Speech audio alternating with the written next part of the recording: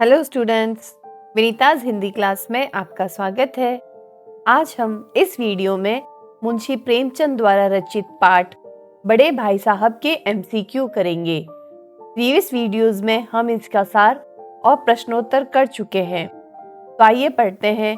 Let's study MCQ of बड़े भाई साहब।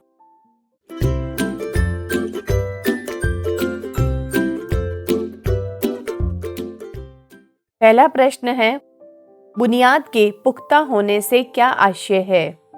इसके ऑप्शंस है नींव का मजबूत होना, पढ़ने वाले का मजबूत होना, ज्यादा पढ़ना या उपरोक्त कोई नहीं। तो इसका सही उत्तर होगा नींव का मजबूत होना।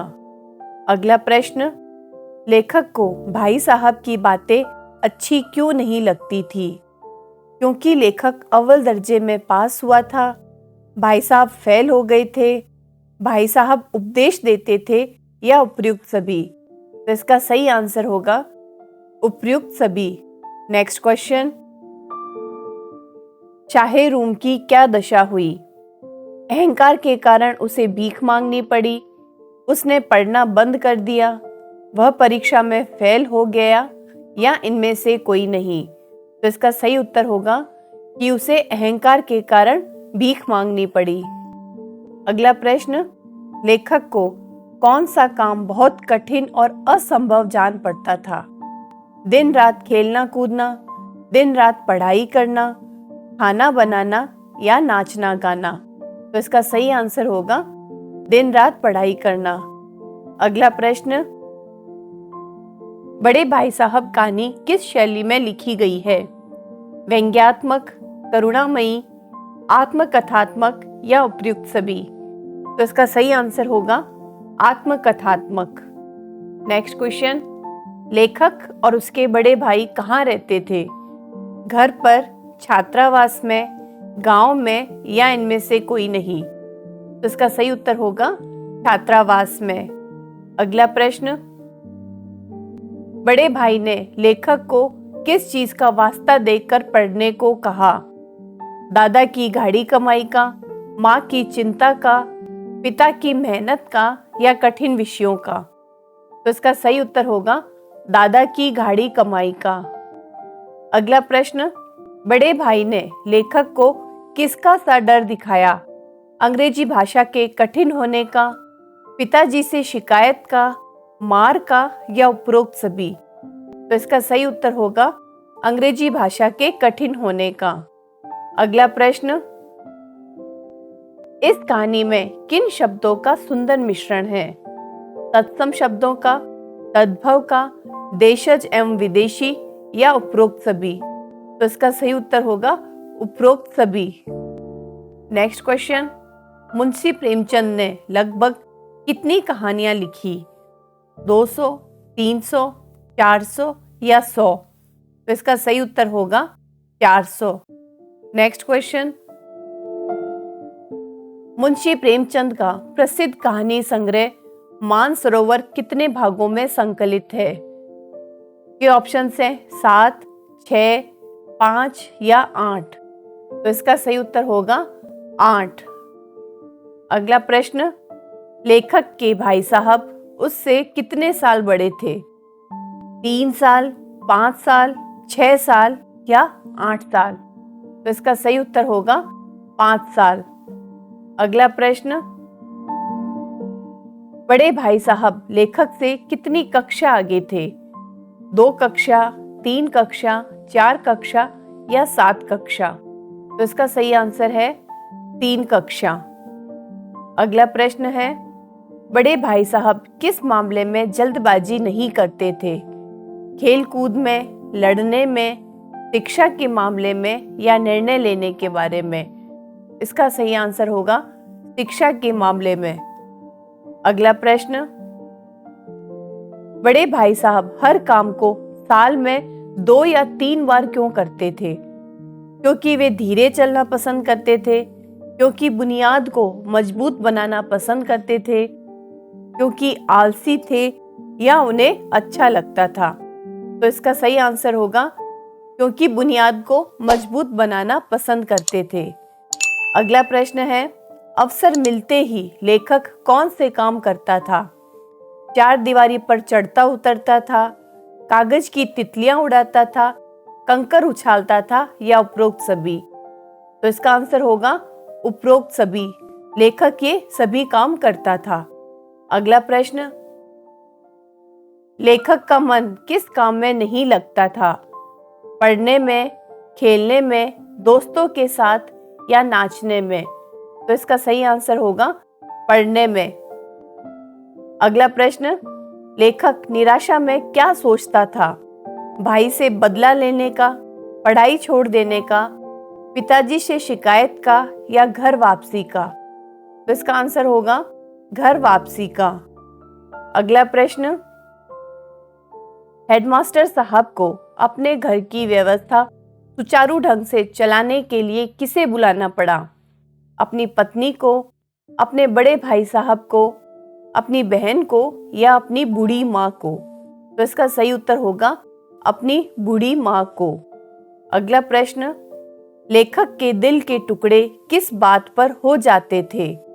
पतंग कटने से, खेल में हार जाने से, फेल हो जाने से या बड़े भाई साहब के उपदेश सुनने से? तो इसका सही उत्तर होगा बड़े भाई साहब के उपदेश सुनने से। अगला प्रश्न, निराशा के बादल फटने पर लेखक क्या करता था? खेलने चला जाता था, झटपट एक टाइम टेबल बना डालता था, आसमान सिर पर उठा लेता था या पढ़ने बैठ जाता था? तो इसका सही आंसर होगा कि झटपट एक टाइम टेबल बना डालता था। नेक्स्ट क्वेश्चन, लेखक के टाइम टेबल से कौन सी मद उड़ जाती थी? इतिहास पढ़ने की, खेलने कूदने की, टहलने की या हिंदी पढ़ने की? तो इसका सही उत्तर होगा खेलने कूदने की। अगला प्रश्न, लेखक के सिर पर किसकी नंगी तलवार लटकती रहती थी? बड़े भाई की डांट की, पढ़ाई के भार की, आने वाली परीक्षा की या पिताजी के उपदेश की? तो इसका सही उत्तर होगा बड़े भाई की डांट की। अगला प्रश्न, जब लेखक और उनके भाई में 2 साल का अंतर रह गया तब लेखक के मन में क्या आया? वह भी अब की बार फेल हो जाए, भाई की बात ना सुने, भाई साहब को आड़े हाथों लूं या अपनी मन मर्जी से चलूं? तो इसका सही उत्तर होगा भाई साहब को आड़े हाथों लूं। अगला प्रश्न, चक्रवर्ती कैसे राजा को कहते हैं? जिनके सिर पर चक्र हो, जिनके अधीन कई राजा हो, जो पूरे भूमंडल का स्वामी हो या जो दया का सागर हो? तो इसका सही उत्तर होगा जो पूरे भूमंडल का स्वामी हो। अभिमान किया और डैश से गया, तो इसको आपको फुलफिल करना है इस ऑप्शन में से। घर परिवार से गया, समाज से गया, देश से गया या दीन दुनिया से गया? तो इसका सही आंसर होगा दीन दुनिया से गया। अगला प्रश्न, अंधे के हाथ बटेर लगना इस मुहावरे का अर्थ है बिना मांगे कुछ मिल जाना, बिना योग्यता के बहुत कुछ मिल जाना, धन की प्राप्ति होना या अंधा होने का फायदा मिलना? तो इसका सही उत्तर होगा बिना योग्यता के बहुत कुछ मिल जाना। अगला प्रश्न, लोहे के चने चबाना मुहावरे का अर्थ है दांत मजबूत होना, अहंकारी होना, लोहे का कार्य करना या कठोर परिश्रम करना? तो इसका सही उत्तर होगा कठोर परिश्रम करना। अगला प्रश्न, भाई साहब के फेल होने पर जब लेखक और उनमें एक दर्जे का अंतर रह गया तब लेखक के मन में क्या विचार आया? इसके ऑप्शंस है कि उनके मन में कुटिल भावना उत्पन्न हुई कि भाई साहब एक बार फेल हो जाए तो मैं उनके बराबर आ जाऊं। उनके मन में बड़े भाई साहब के प्रति सहानुभूति उत्पन्न हुई। लेखक के मन में कठोर परिश्रम करने की भावना उत्पन्न हुई, अथवा लेखक ने सोचा कि वह पढ़े या न पढ़े, उसे प्रथम आने से कोई रोक नहीं सकता। तो इसका सही आंसर होगा कि उनके मन में कुटिल भावना उत्पन्न हुई कि भाई साहब एक बार फेल हो जाए तो मैं उनके बराबर आ जाऊं।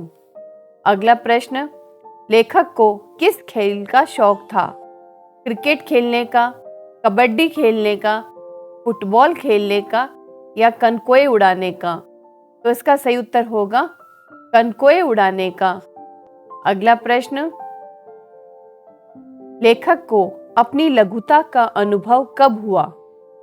जब उनके बड़े भाई ने उनको कनकोए उड़ाने पर उपदेश दिया, जब बड़े भाई खुद कनकोए उड़ा रहे थे, जब उनके भाई ने उनको थप्पड़ मारा या जब लेखक के मन में कुटिल भावना उत्पन्न हुई? तो इसका सही आंसर होगा जब उनके बड़े भाई ने उनको कनकोए उड़ाने पर उपदेश दिया।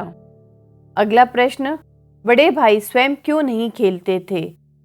उनका खेलने को मन नहीं करता था, खेल को पढ़ाई में बाधक समझते थे, उनका मानना था कि यदि मैं खुद बेराह चलूंगा तो अपने भाई को कैसे रोकूंगा, या उन्हें खेलना नहीं आता था? तो इसका सही आंसर होगा कि उनका मानना था कि यदि मैं खुद बेराह चलूंगा तो अपने भाई को कैसे रोकूंगा। अगला प्रश्न, बड़े भाई साहब पाठ के लेखक कौन हैं? हजारी प्रसाद द्विवेदी, मुंशी प्रेमचंद, गणेश शंकर विद्यार्थी या धर्मवीर भारती? तो इसका सही आंसर होगा मुंशी प्रेमचंद। नेक्स्ट क्वेश्चन, बुनियाद ही पुख्ता न हो तो मकान कैसे पायेदार बने? लेखक ने यह कथन किस संदर्भ में कहा? इसके ऑप्शंस है अपने भाई साहब के बार बार फेल होने के संबंध में, मकान की मजबूती के संबंध में, मंद गति से कार्य करने के संबंध में या अपने अध्ययन के संबंध में? तो इसका सही उत्तर होगा अपने भाई साहब के बार बार फेल होने के संबंध में। नेक्स्ट क्वेश्चन, लेखक की शालीनता किस में थी? चुपचाप अध्ययन करे उसमें, अपने गुरुजन का कहना माने, भाई साहब के हुक्म को कानून समझे या हॉस्टल के बाहर न जाए? तो इसका सही आंसर होगा भाई साहब के हुक्म को कानून समझे। अगला प्रश्न, बड़े भाई साहब स्वभाव से कैसे थे? अध्ययनशील, शक्की स्वभाव वाले, उदार मना या लापरवाह? तो इसका सही उत्तर होगा अध्ययनशील। अगला प्रश्न, बड़े भाई साहब दिमाग को आराम देने के लिए क्या किया करते थे? वे शव आसन में लेट जाते थे, वे बाहर घूमने जाते थे, वे संगीत सुनना पसंद करते थे, अथवा वे किताब के हाशियों पर चिड़ियों, कुत्तों, बिल्लियों की तस्वीरें बनाया करते थे? तो इसका सही आंसर होगा वे किताब के हाशियों पर चिड़ियों, कुत्तों, बिल्लियों की तस्वीर बनाया करते थे। नेक्स्ट क्वेश्चन, ऐरा गैरा नत्थु खैरा मुहावरे का अर्थ है पढ़ा लिखा व्यक्ति, कोई बिरला व्यक्ति, हर कोई व्यक्ति या कोई समझदार व्यक्ति? तो इसका सही आंसर है हर कोई व्यक्ति। अगला प्रश्न, खून जलाना मुहावरे का अर्थ है शरीर को कष्ट देकर कठोर परिश्रम करना, अग्नि के सामने बैठना, तनावग्रस्त होना या क्रोधित होना? तो इसका आंसर होगा शरीर को कष्ट देकर कठोर परिश्रम करना। अगला प्रश्न, भाई की लताड़ सुनकर लेखक क्या करने लगता था? बाहर भाग जाता था, पढ़ने बैठ जाता था, हंसने लगता था या आंसू बहाने लगता था? तो इसका सही उत्तर होगा आंसू बहाने लगता था। नेक्स्ट क्वेश्चन, भाई साहब किस कला में निपुण थे? उपदेश कला में, संगीत कला में, चित्र कला में अथवा शिल्प कला में? तो इसका आंसर है उपदेश कला में। नेक्स्ट, लगती बातें कहना मुहावरे का अर्थ है हृदय को शांत करने वाली बातें कहना, क्रोध भड़काने वाली बातें कहना, हृदय पर आघात करने वाली बातें कहना या हृदय प्रसन्न करने वाली बातें कहना? तो इसका सही उत्तर होगा हृदय पर आघात करने वाली बातें कहना। अगला प्रश्न, निम्नलिखित में से कौन सा वाक्यांश मुहावरा नहीं है? दुखती बाण चलाना, जिगर के टुकड़े टुकड़े होना, काम बूते के बाहर होना या दांतों पसीना आना? तो इसका सही उत्तर होगा काम बूते के बाहर होना। नेक्स्ट क्वेश्चन, शैतान को स्वर्ग से नर्क में क्यों ढकेल दिया? उसके अभिमान के कारण, उसके हठ के कारण, अपने को भगवान समझने के कारण, अथवा कर्म की उपेक्षा के कारण? तो इसका सही उत्तर होगा उसके अभिमान के कारण। अगला प्रश्न, भाई साहब का पहला सवाल क्या होता था? क्या तुमने गृह कार्य कर लिया? तुम क्या कर रहे हो? तुम कहाँ थे? या तुम कब आए? तो इसका सही उत्तर है तुम कहाँ थे। नेक्स्ट क्वेश्चन, लेखक का मौन क्या दर्शाता था? कि उन्हें अपना अपराध स्वीकार है, वह बहुत बेशर्म है, उनमें बहुत विनम्रता है, या उन पर किसी के कहने का कोई फर्क नहीं पड़ता? तो इसका सही उत्तर होगा कि उन्हें अपना अपराध स्वीकार है। अगला प्रश्न, भूमंडल का स्वामी कौन था? बड़े भाई साहब, पिताजी, रावण या कोई नहीं? तो इसका आंसर होगा रावण। अगला प्रश्न है, लेखक के बड़े भाई साहब के अनुसार वह किस बात में हमेशा उनसे आगे रहेगा? कक्षा में, उम्र और जिंदगी के अनुभव में, खेल कूद में, या कनकोए उड़ाने में? तो इसका सही उत्तर है उम्र और जिंदगी के अनुभव में। अगला प्रश्न, बड़े भाई साहब के अनुसार कैसी बुद्धि व्यर्थ है? जो आत्मगौरव को मार डाले, पढ़ाई न करने दे, जो खेल कूद में लगी रहे, या उपरोक्त सभी? तो इसका सही उत्तर होगा जो आत्मगौरव को मार डाले। नेक्स्ट, बड़े भाई वर्तमान शिक्षा प्रणाली के विरुद्ध क्यों है? खेल कूद पर जोर देती है, किताबी कीड़ा बनाती है और वास्तविकता से दूर है, बहुत लाभदायक नहीं है, या उपरोक्त सभी? तो इसका सही उत्तर होगा किताबी कीड़ा बनाती है और वास्तविकता से दूर है। तो स्टूडेंट्स, इन MCQ के बाद हमारा यह पाठ यहाँ समाप्त होता है। अगले वीडियो में अगला पाठ डायरी का एक पन्ना लेकर फिर मिलेंगे। हमारे वीडियोस को ऐसे ही लाइक करें और हमारा चैनल लेट्स स्टडी को सब्सक्राइब करें। Thank you and all the best.